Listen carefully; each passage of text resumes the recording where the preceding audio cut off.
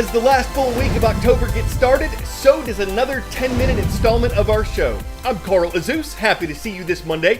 It has been said that the United States has the most violent weather in the world, and while they may not all be destructive, some pretty significant weather events are expected across the country this week.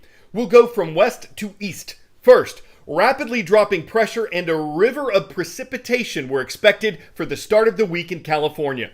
You might think this would be good news for areas recently scorched by wildfires. However, what's unique about this is it's pulling in moisture from the Pacific Ocean from an atmospheric river, and that is going to translate to very heavy rain and very heavy snowfall across the mountainous regions. Future forecast radar lighting up like a Christmas tree with plenty of precipitation taking place, but of particular danger is the debris flows from the recent burn scars across the region. Take Santa Barbara County, for instance. The LSL burn scar actually under a mandatory evacuation order. That means there is a direct threat to life and property within that area because simply the ground cannot handle that amount of rain, considering that we've got a scorched earth, and with that mountainous terrain across the region means debris flows are possible. By the way, debris flows can pick up rocks, mud, trees, and they travel anywhere from 30 to 50 miles per hour, so they can cause significant damage. So you'll want to heed evacuation warnings in your community if you do have them. Moving inland over the Sierra Nevada and Cascade mountain ranges, this atmospheric river was expected to dump feet of snow on Sunday and Monday. Weather officials said that could lead to road closures, with driving conditions expected to be impossible anyway. And over the central part of the U.S., as a cold front from the north bulldozes into warmer, humid air, officials said severe weather was possible early this week in Arkansas, Illinois, Indiana, and Missouri. That could include everything from damaging winds and hail to tornadoes. The front will drag down temperatures as it moves east, and meteorologists say if strong northeasterly winds develop over the American Northeast, the type of storm called a nor'easter is possible. They're not sure yet if this will happen, but they said on Sunday that some computer models were showing potential for coastal flooding and as much as half a foot of rain for New England. That could take place about midweek. Everything weather-related would coincide with peak fall foliage season in the U.S. CNN 10 contributor Tyler Malden explains why the leaves change color. This is the best time of the year, Carl. Cooler temperatures, the holidays, pumpkin spice everything, and oh yeah, fall colors. But why do the leaves change color? To understand why, think back to photosynthesis and chlorophyll. Photosynthesis is the process by which plants or trees create their own energy through sunlight, water, and carbon dioxide. Chlorophyll is a key component of this process and is the reason leaves have a green color.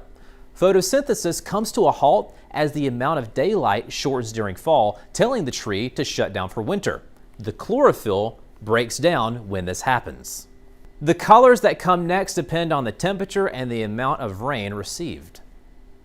Days that are sunny and warm, but not too hot, and nights that are cool, but not freezing, are ideal for vibrant colors. The cherry on top is a mild drought at the onset of fall after having a great growing season. If these factors aren't spot on, the colors will be duller. If the temperature and drought are too extreme, the leaves could possibly just turn brown and fall off before ever changing color. We typically see fall color at its best in the mountains and northern states in the month of October. It slowly makes its way south, and southern states see their peak color throughout November. Fingers crossed, Carl, this is a great fall color season for you and your Instagram. 10-second trivia. What was the name of the historic satellite launched in 1957? Mir, Apollo, Mercury, or Sputnik? The first object people ever put into space was named Sputnik 1.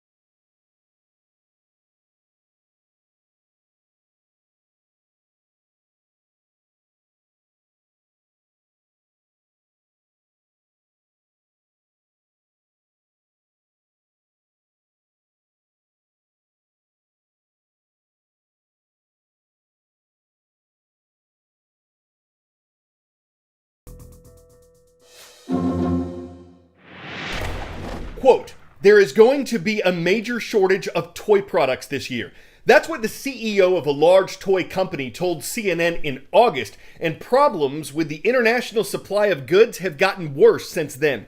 Toy executives say Americans need to do their Christmas and holiday shopping early and to be prepared for higher prices. One big factor in this is that only 15% of the toys sold in America are actually made in America. Companies and stores depend on shipping to stock their shelves, and with multiple disruptions in the supply chain, planning for the shopping season is an uncertain process at best. Staff at this New York City toy store had no idea they'd be getting this delivery of books and toys today, or that all of the orders would be incomplete. We're placing orders every day, constantly, as many as we can think of. One of my bigger companies, I ordered a huge order in February, and it just shipped a couple of weeks ago. So it's so hard to determine when and if things are going to come. The enticing displays here mask an unprecedented inventory problem. Many items running out. I have 3 of these, there's no more downstairs.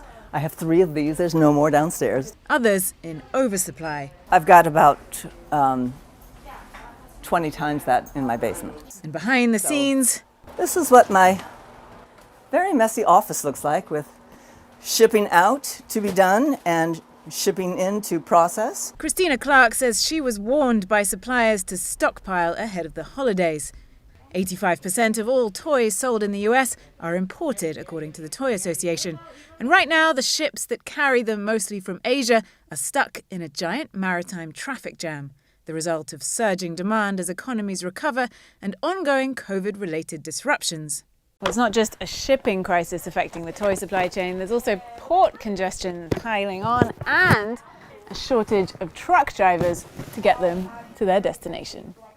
That combination of online shopping, COVID shutdowns, resupplying things that were out of stock, and the holidays together have all combined into what, really is a crisis of shipping and a crisis of consumer products. And it's sending costs skyrocketing. The average shipping container has gone from somewhere right around $3,000 to around $24,000 on the spot market. Christina Clark says many of her suppliers have raised prices twice this year, and some are now tacking on a shipping surcharge, most of which she isn't passing on to her customers. Financially, how is this affecting you?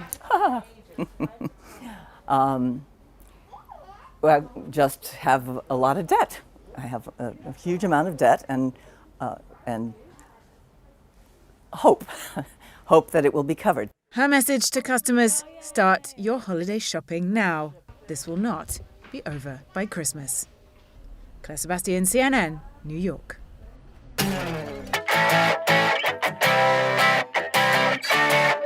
Near a Spanish territory that borders the nation of Morocco, fishermen recently hauled in this, a massive sunfish that had gotten tangled in fishing nets. Before setting it free, they measured it at 10.5 feet long and 9.5 feet wide, and scientists estimate it weighs around 4,400 pounds. They couldn't find out for sure because the scale on the fishing boat was in danger of breaking. Sunfish are believed to be the largest bony fish on the planet, but there's a lot that scientists just don't know about them. So would you say that was a fish story? That the fishermen were just fishing for attention to hook, catch, and free you into an ocean of wonder?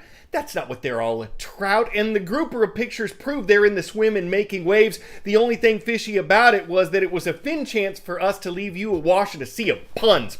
Despite the fish, today's show is for the birds, the rice birds. That's the mascot of Stuttgart High School in Stuttgart, Arkansas. We're glad you Arkansas today's show, and we hope to see everyone again tomorrow. I'm Carl Azus.